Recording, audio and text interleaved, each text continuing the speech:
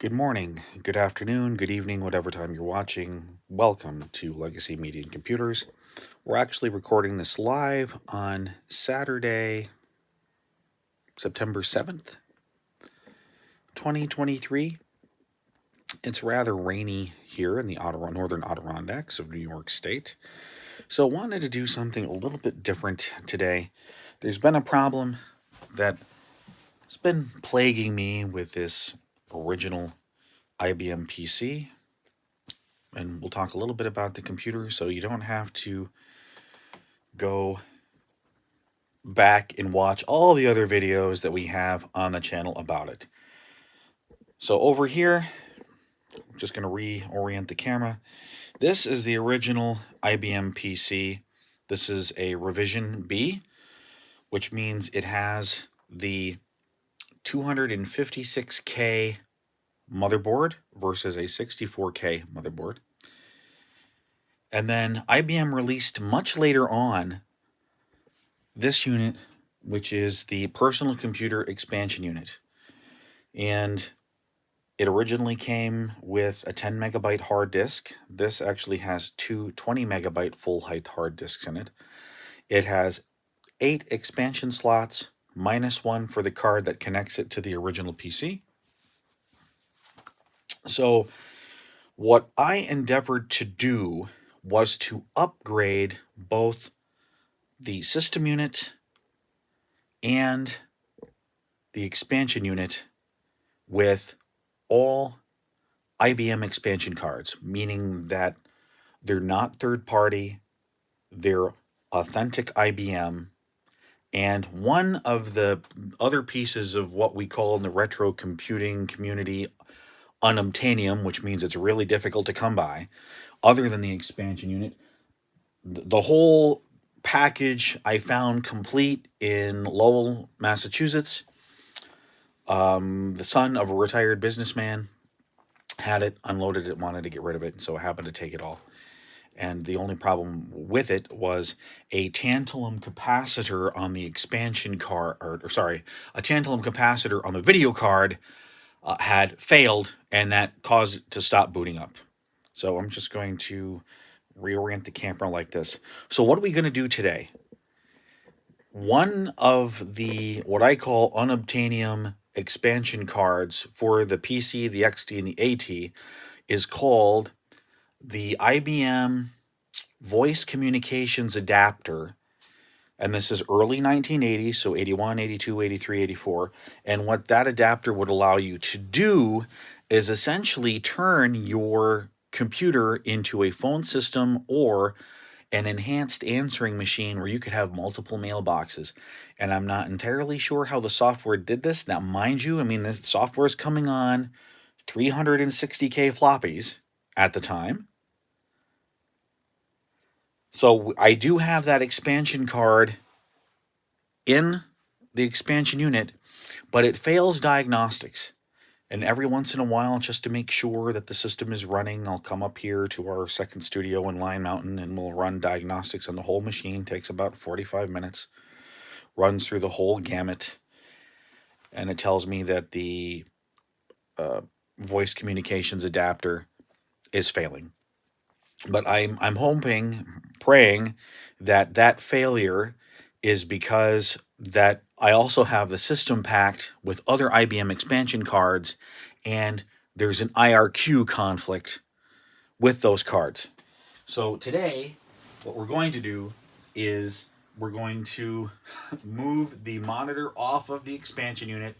We're going to take the expansion unit apart, take all of the cards but the card that connects the expansion unit to the system unit and the PCA or the voice communications adapter card out, run diagnostics again, and see if that's really what it is, if it's an IRQ conflict with the card versus an actual card failure. Because as I said, the cards are real difficult to come by as it is, and if it happens actually to be a dead card, would be really hard pressed to find a replacement. So it's sitting on top of the monitor. The first version of encryption for the PC was something called Data Encoder. We found this at Computer Reset 2 years ago when we went down and got a whole bunch of these. I do have a video about this if you're interested in what the data encoder does and how it works. Also picked up quite a while ago a backpack 3.5-inch disk drive, which is how I get software onto it. Of course, you need to have, and I do have it, you needed to have somebody give you the backpack driver on 5.25-inch first in order to get this thing to work. Whoops. I'm kicking the tripod here. Needed to get a new tripod. Okay, just going to put this in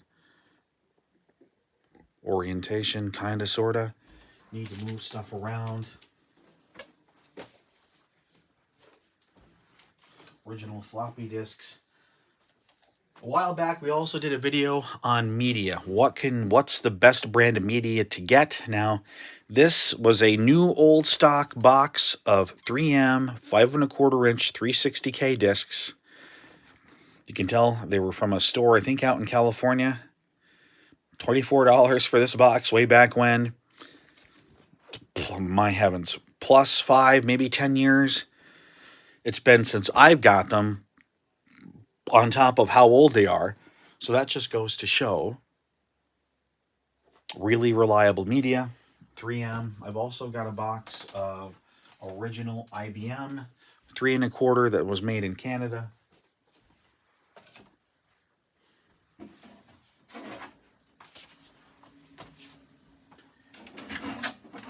So since I don't have a lot of room up here, just going to slide the monitor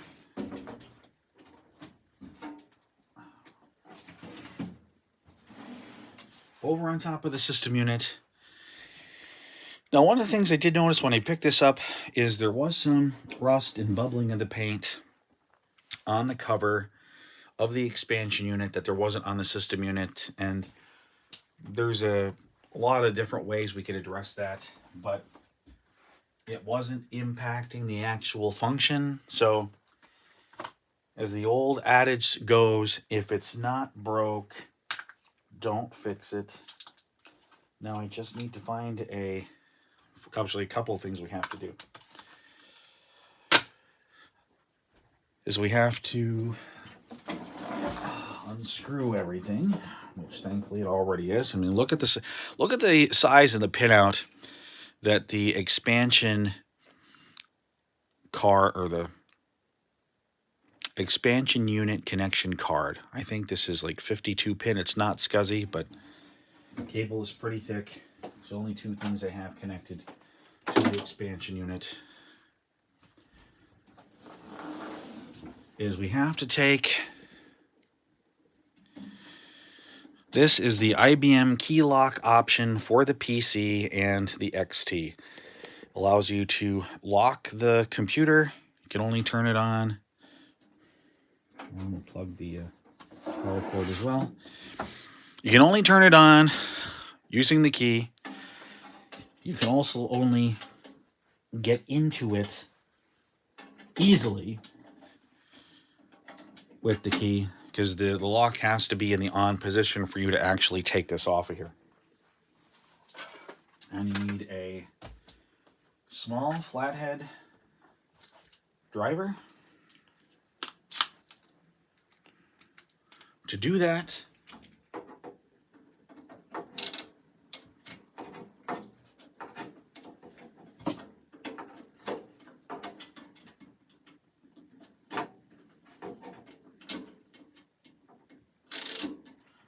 Actually, nope.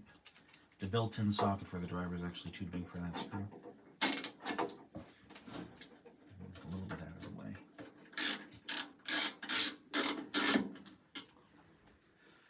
And try not to lose the screws.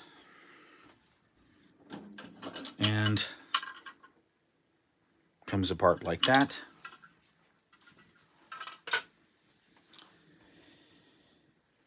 I'll flip it around. So when we get to all of the bolts on the back, there's one, missing one, and two, missing another one, three. I'll just double check. I wonder if actually the socket on the end fits. So perfect.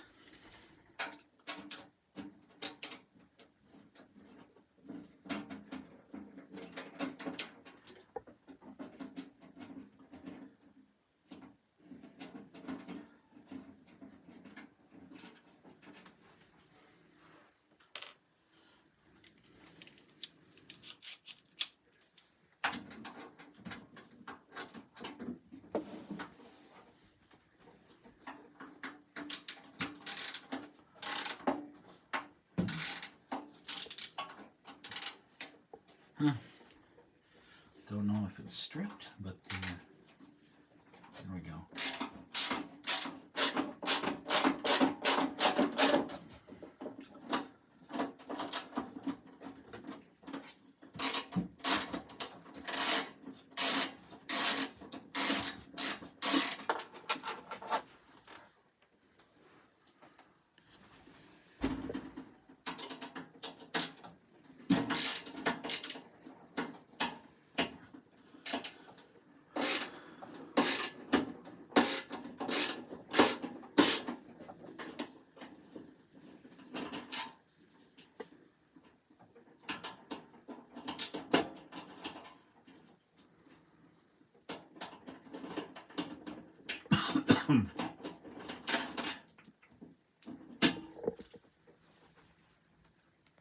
Excuse me.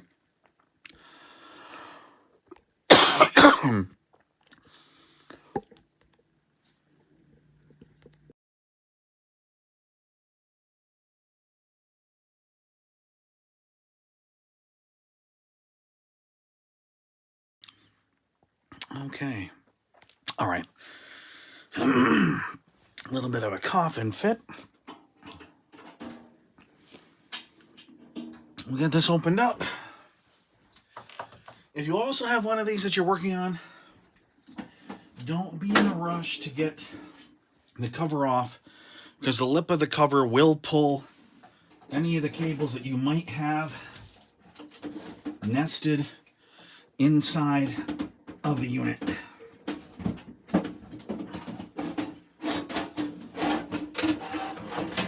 All right, thankfully there was just this one.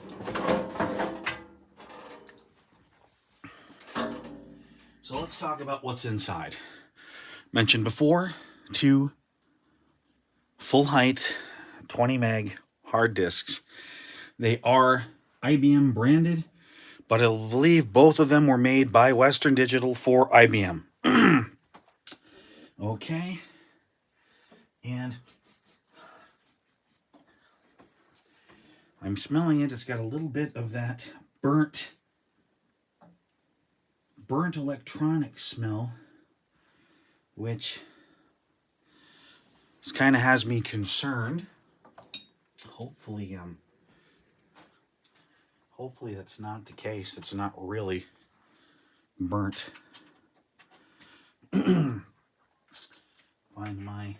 Find the socket that I need.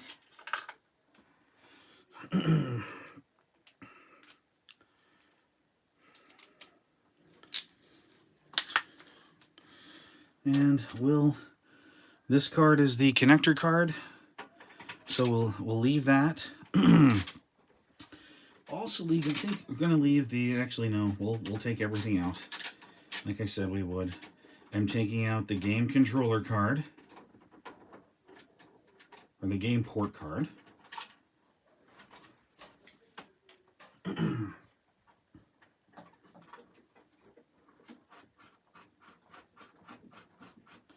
Whoops. Also helps if you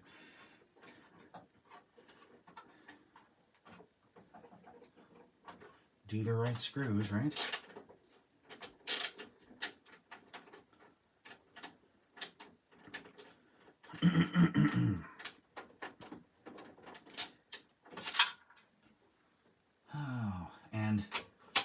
be very careful not to drop screws inside of the system unit, because if you can't, or the whatever unit you're working on, because if you can't get them out, you risk shorting out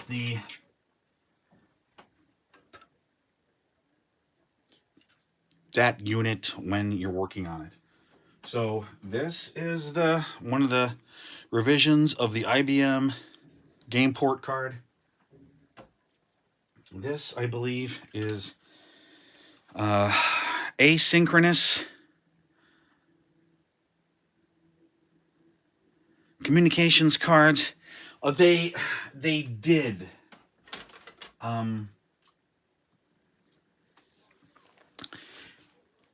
And that was later than the Crash asked a question about how IRQs were used and did they share them. And yes, they did share them, but that was later, more later 80s, early to late 90s, where they could share IRQs as long as they weren't both using them at the same time. But my understanding about before they got to that level was an IBM that they weren't shared. They were essentially in use all the time, whether or not your card was active. Because if you do look at the documentation, and the documentation that I went back to review for this card gave me that light bulb on moment, because IBM asks Group A, Group B, Group C. And Group A has a list of cards. Do you have any of these? And you check yes or no. And it would say Group B of cards. Like, do you have any of these? Check yes or no. And if you have Group C, check yes or no. And then it will ask you, if you have cards in Group A, B, and C, call your IBM dealer. So that they could help you figure out how you were going to get this card to work, because my thought was that each groups of those cards had IRQ and COM conflicts that weren't easily solvable, and that's what I thought, well, must be one of these other communications cards that I have in here are what's causing the problem for me.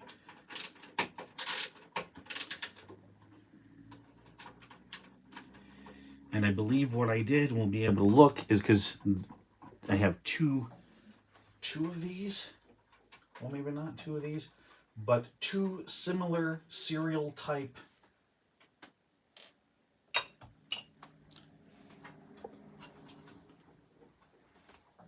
and I keep forgetting to get the wrong screw. I am actually going to leave the hard drive controller card in here.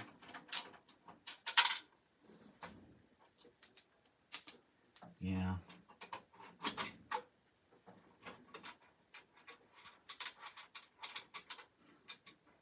This is why you want magnetic tipped bits, which this tool set I do not have magnetic tipped bits. So this is why it's doubly important to make sure there's no screws in here. Also, if you're working on a system and you're not using a static grounding loop to discharge the static electricity that you build up on your body, frequently by touching a metal piece of the case, because I've actually been touching over here and forgetting that this doesn't do it. The painted case does not do anything to help discharge electricity, static electricity. You do need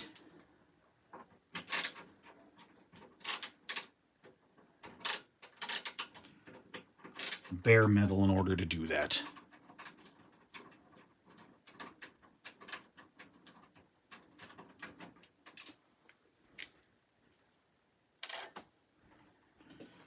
Okay. Whoops.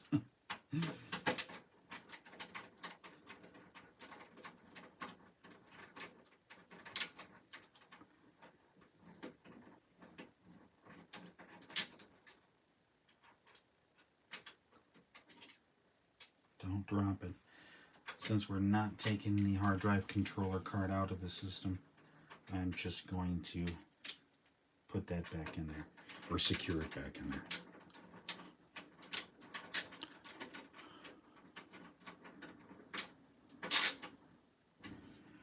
Okay, we'll take this card out. And this is, what do they say? The synchronous data link control. It's another serial type of communications adapter. We're going to take that out, set it over there. This is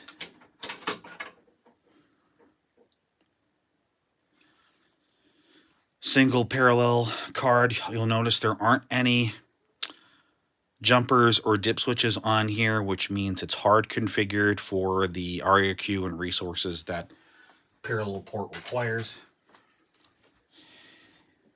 And then here we have the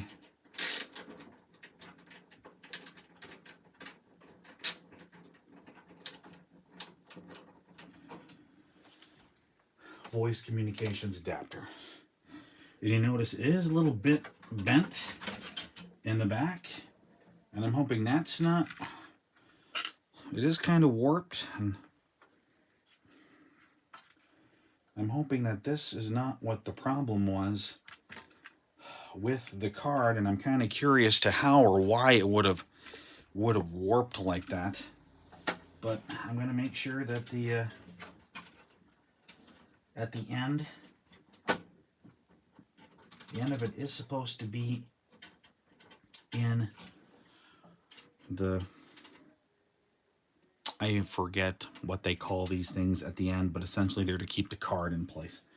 So let me secure the voice communications adapter back in.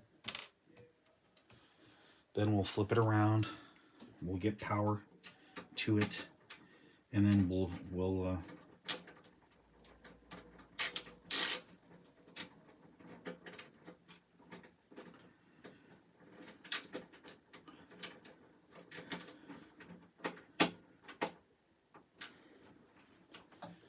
boot up the Advanced Diagnostics disk and look and see what the results are.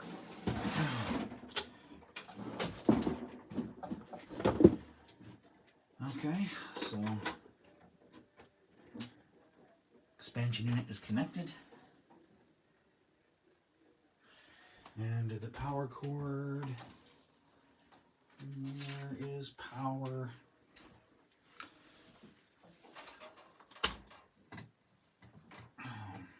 Did it fall off the back? Yeah, it looks that way. Yep. All right.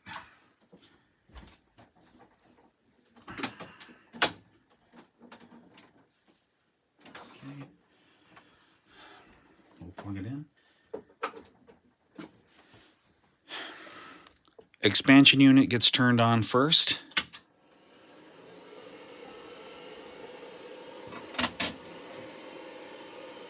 It is louder with the cover off.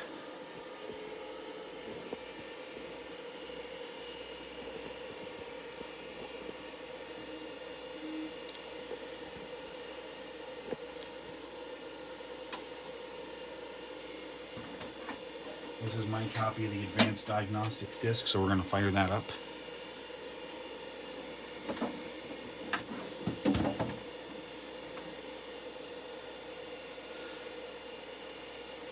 (1801) means that there is a problem with the expansion unit. So let's turn that off, probably with the cable. Recheck both connections. There's no clip on the cards. It's all screws, so unless they're snug to begin with, they could loosen up very easily. So let's try it again.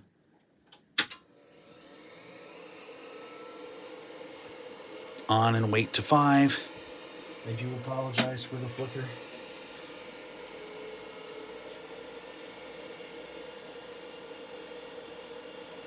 Okay, so it was a loose cable connection. Just move the keyboard to the top of the monitor. You are blocking the vents, but we're not leaving it on there long enough for it to make a significant difference.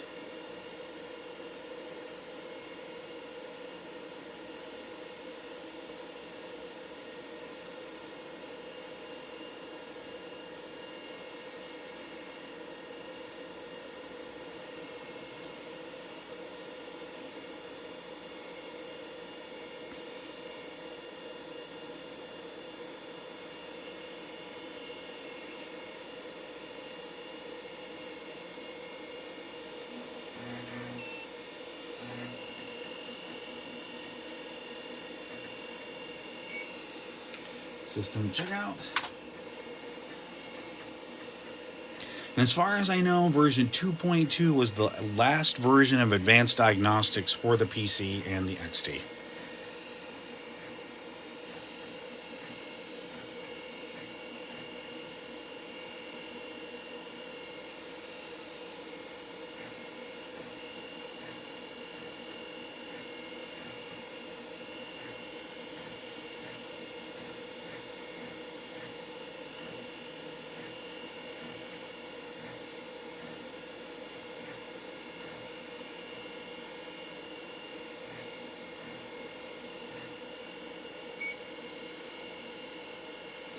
Good, it is picking up everything that's still in the machine.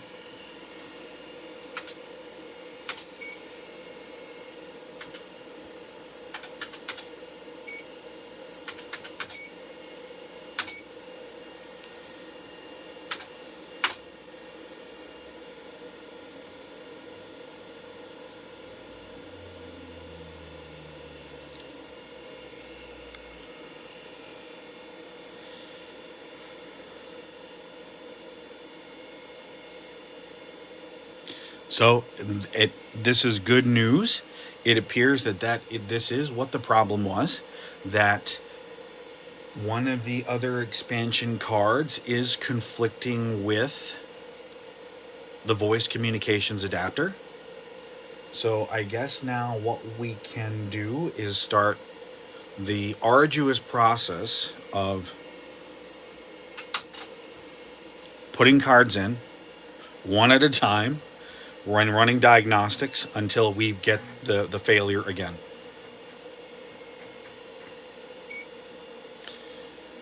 So we need, every time we do this,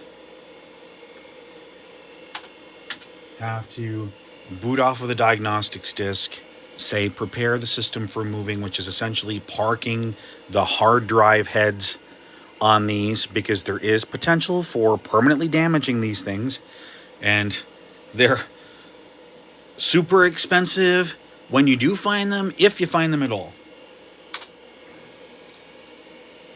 Now, could replace it with an XT IDE expansion card, and if I didn't have an expansion unit that worked, I would probably do that. So in this case, system unit off first,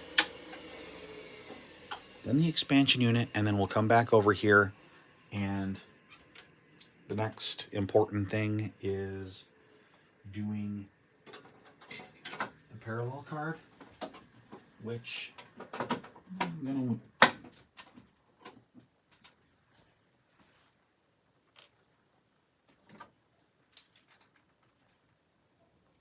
shake up the position of some of the cards as we put it back together.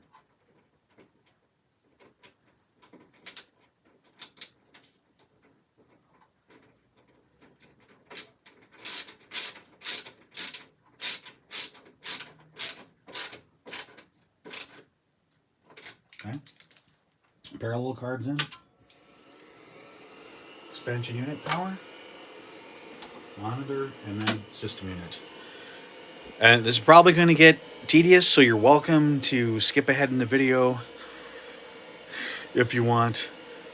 But if you're actually watching live, you're not going to be able to do that. You're going to have to sit through it or leave and come back later.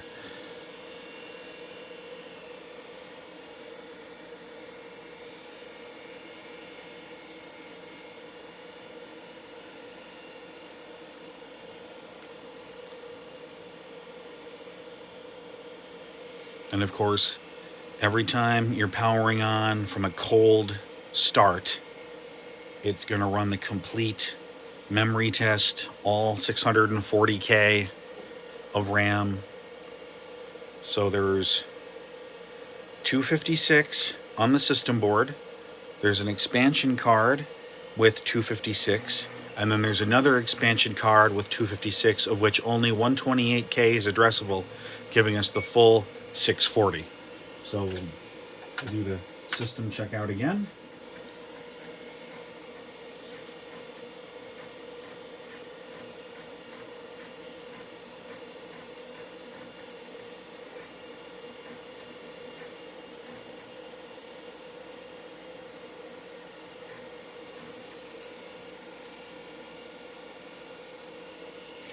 Now, what I'm kind of poking around the room for is I'm not sure if I have any up here, but I don't know what I would have did with it anyways, is a slot cover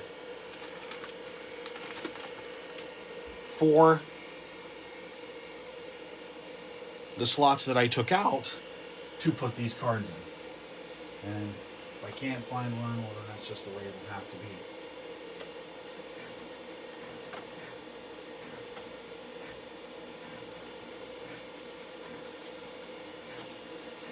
It's looking more like that's the way it's going to have to be. Okay. Now it's finding the printer adapter. We still have voice.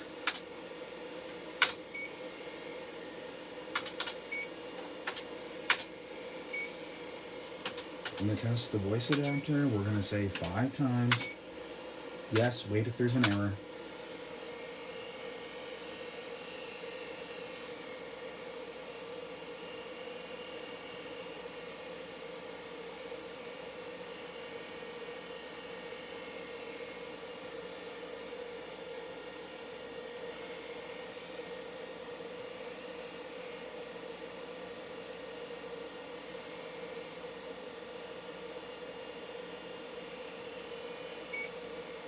Great. So we're done to check out. Prepare the system for moving.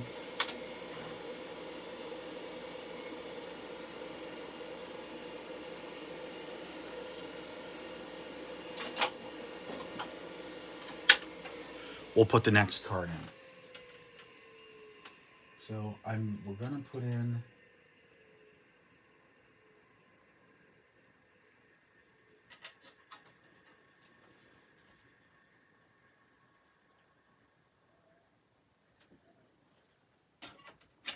the game controller, or the game port controller, because I think that's, even though don't use a game, don't have a IBM joystick to use on it, this is a pretty benign card, I think. So we'll screw it in and run diagnostics again.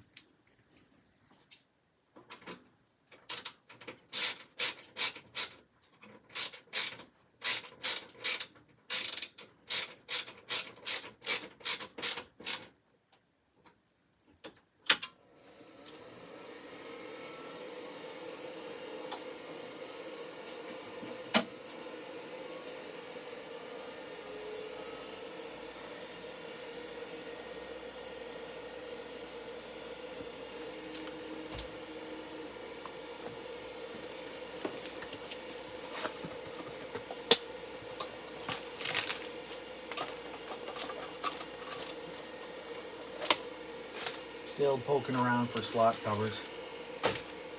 I just might be SOL in this regard.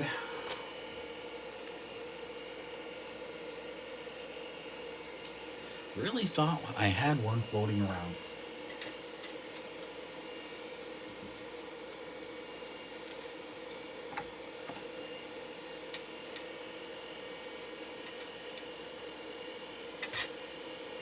Well, if I don't, I'm not going to put the system completely back together today.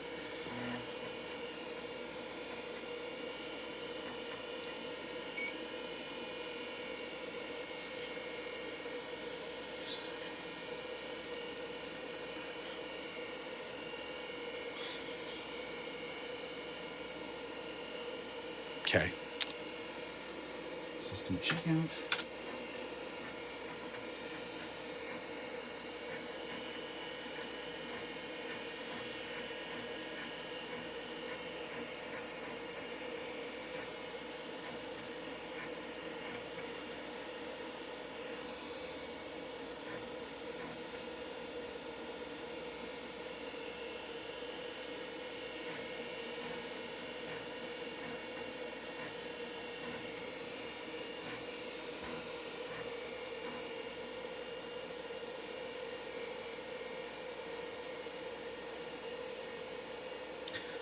I don't actually have the VCA software. I don't think I do. I'll have to go through the box of blank discs to see if I hadn't inadvertently written over it. But that'll be another video to see the software in action.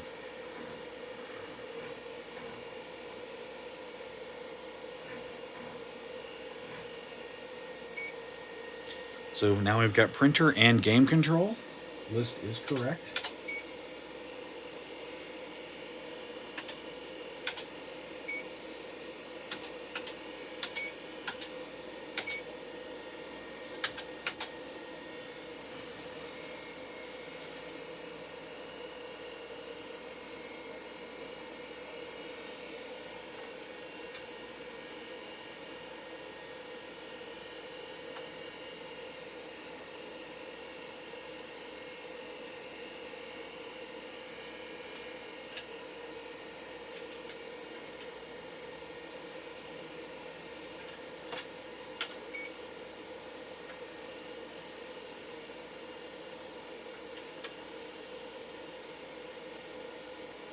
So that works very good.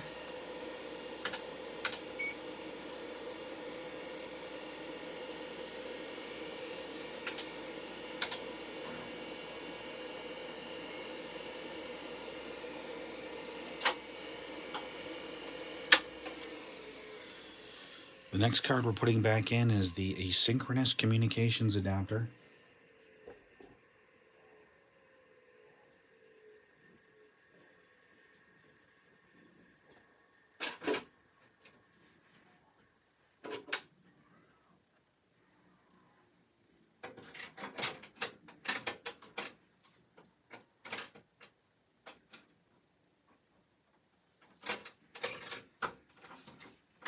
Just to make things a little interesting here. Okay. Not going to screw it in this time.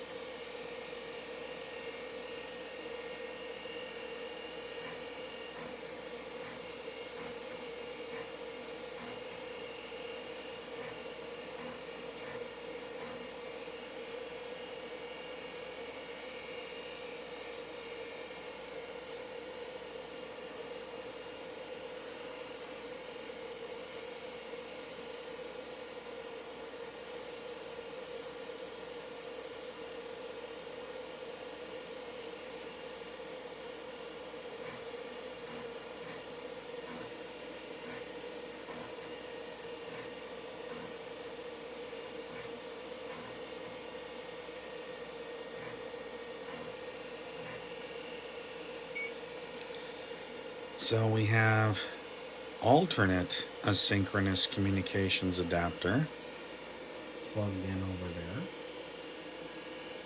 there. Okay. That's not the one we want. Or do we? checking on either side on the back of the IBM. That's weird. It's not supposed to be set for that. Maybe I have the jumpers backwards. I got a feeling it's probably gonna fail with this configuration. Which is okay if it does. We'll know pretty quickly.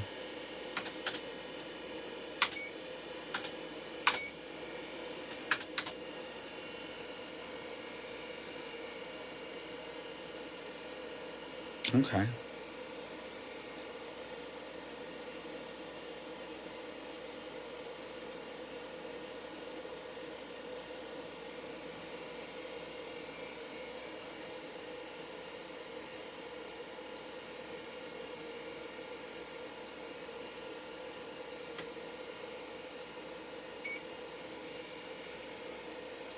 So I believe this is another form of a synchronous communications card. So we're going to just power this all down and try swapping them out.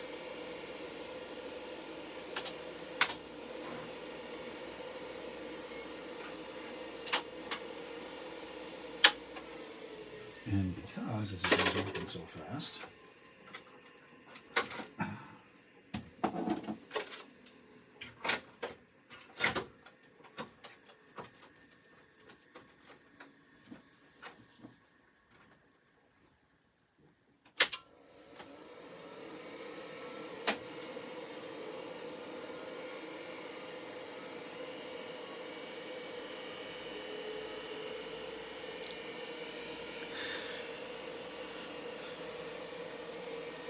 think when we go from live to post live, we're going to title the video Diagnosing the IBM Voice Communications Adapter 60 Minutes of Tedium. But I think it's important for people to realize in these days, this is what you had to do in order to diagnose a fault. The computer would not tell you exactly where the problem was. You essentially had to flow chart it out like this.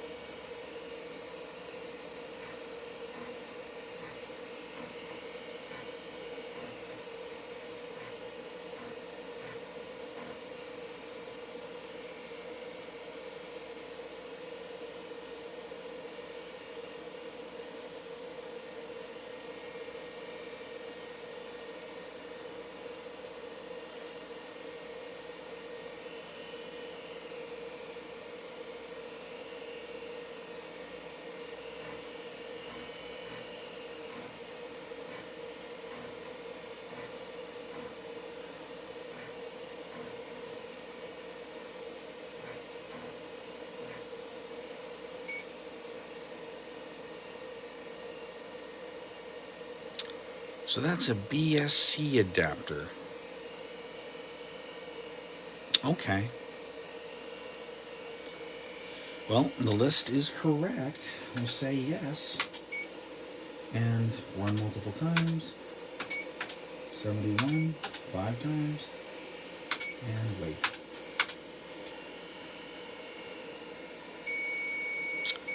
So there, we found our fault. Finally, it's with the BSC adapter also in the system unit. So I'm going to reboot the diagnostics disk so we can park that.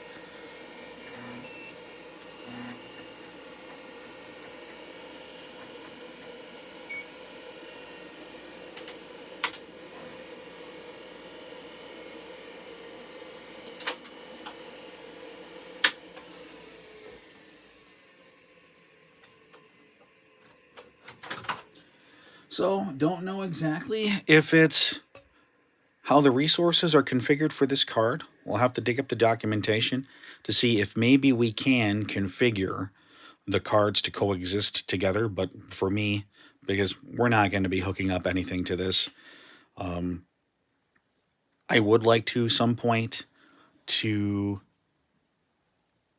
set up a modem, but I actually don't have to because the voice communications adapter also acts as a modem, and if you want it to be, to a Verizon wireless home phone kit.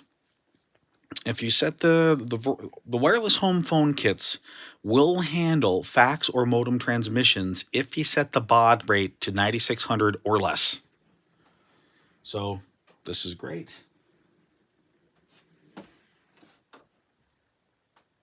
So what we know is this works, but it's set up as alternate. I'm going to flip these jumpers around to see if I can get it set to primary and see how the system will respond there. If you're just joining us, thanks for joining me. We're doing this video in the rain of the Northern Adirondack Mountains, and we were troubleshooting the IBM voice communications adapter. There was some sort of failure, and we did determine what it was. It was a resource conflict with one of the cards. Yes, it was a resource conflict with this card. So what we're doing is we're continuing to test, put expansion cards in the expansion unit, and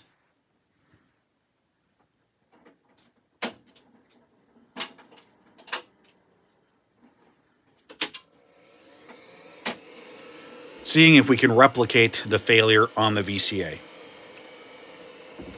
So it is tedious, so I appreciate you spending some time with me today to watch as I try to figure out how to get all the expansion cards, or as many expansion cards in the computer, working all together.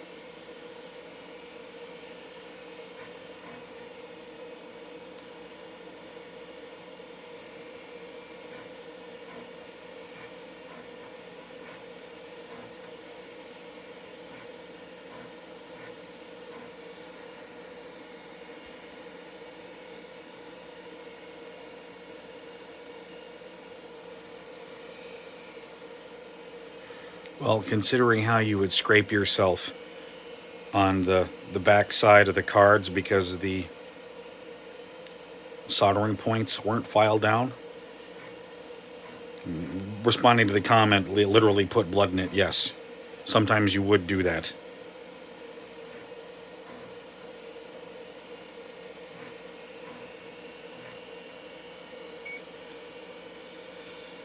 Okay, I'm still puzzled that it's coming up as alternate asynchronous communications adapter. It really should not be coming up like that. I thought I flipped the configuration switches around. Maybe I didn't.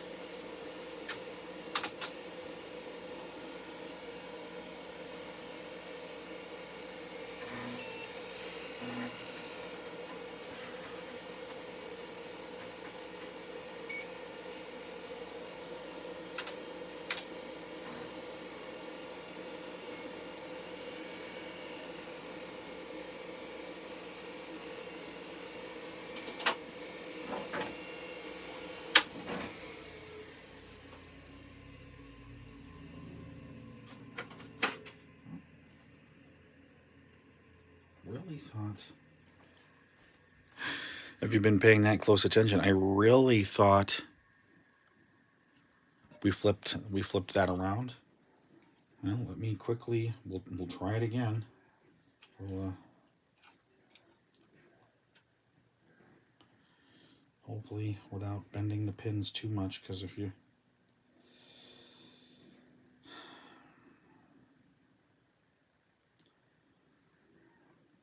did what I just did and broke a pin off,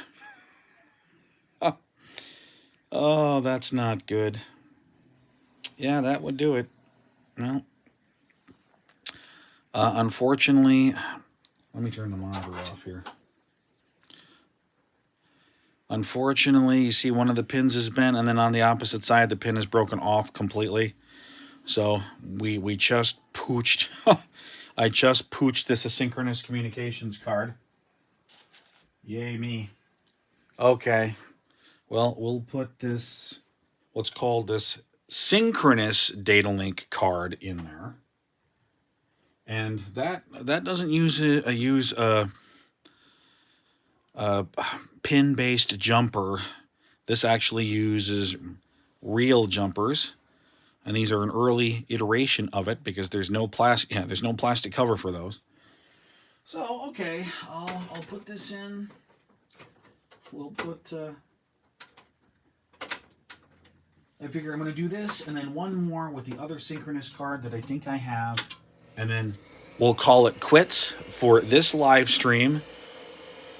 And then if you're still interested in watching more, I'm going to do another video 10 to 15 minutes after this one, and of course no,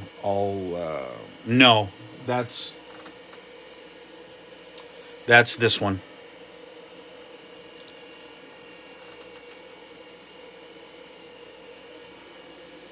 Oh. Where did I stupidly put that back in? No, I didn't. I believe this is the BSC. This is the async card that I just broke the configuration jumper for.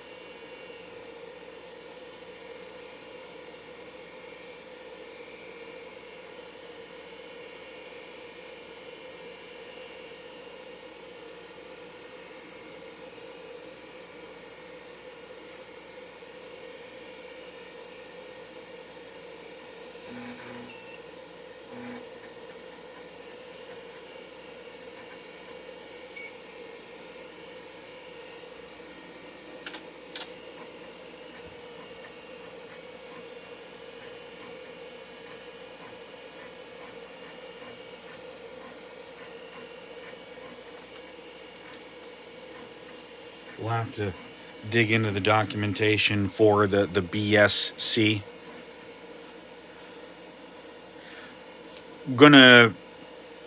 If you're watching live, I'm asked what's the stream going to do after this. This is just going to take a restroom break, and then we're going to run through the floppies to see if I can find the driver software that IBM provided for the voice communications adapter. That's all. Probably even more tedious to watch than this video right here.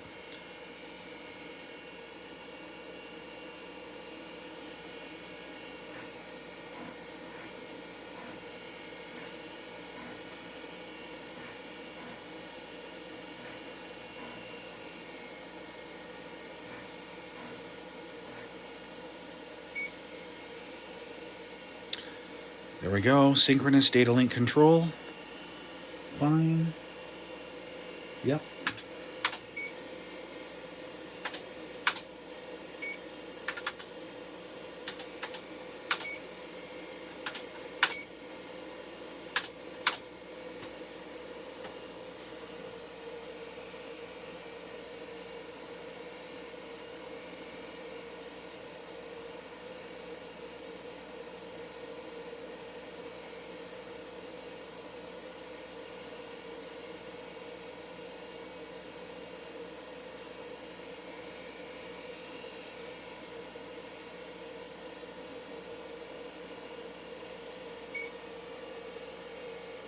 Awesome.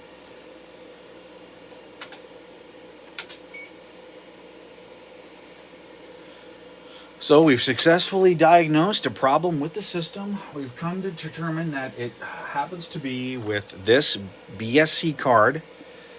I'm not going to pursue getting this in the system with the voice communications adapter. If you are watching live, I'm going to come back with a new stream in about 5 to 10 minutes. Just need to take a quick break. Hope you'll join me again. And if you're not watching live, thank you for watching this impromptu episode of Legacy Media and Computers, diagnosing the IBM Voice Communications Adapter, 1 hour of Tedium.